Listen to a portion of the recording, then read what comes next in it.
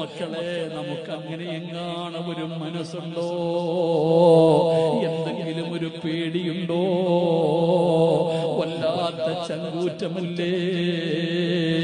കോളേജിൽ പോകുന്ന പേര് പറഞ്ഞ് ഇറങ്ങിപ്പോയി കാമുകന്റെ കൂടെ കറങ്ങി റൂമെടുത്ത് വ്യഭിചരിച്ചിട്ട് വൈകുന്നേരം ഓടി വന്നു ഉമ്മ എന്ന് പറഞ്ഞ് കെട്ടിപ്പിടിച്ച് പറ്റിച്ചിട്ട് റൂമിന്റെ അകത്ത് കയറി മൊബൈൽ എടുത്തിട്ട് വാട്സപ്പിലൂടെ കാമുകനോട് വിളിച്ചിട്ട് ഇന്നത്തെ എല്ലാ സൂപ്പറായിരുന്നടാ എന്ന് പറഞ്ഞ് രസിക്കുന്ന പെങ്ങള്, ഭർത്താവിനെ വഞ്ചിക്കുന്ന പെങ്ങള്,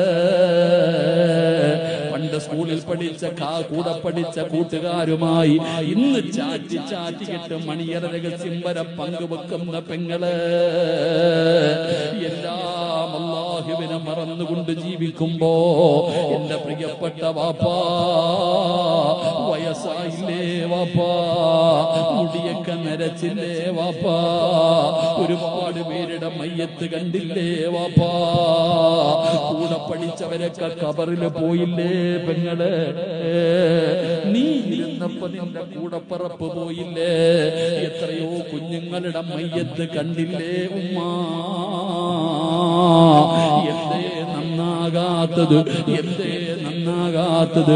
അതുകൊണ്ട് വഅദ കേൾക്കാമെന്നവരോട് പറയുകയാ, വല്ലാത്ത ഒരു സാഹചര്യത്തിലാ നമ്മൾ ജീവിക്കുന്നത്.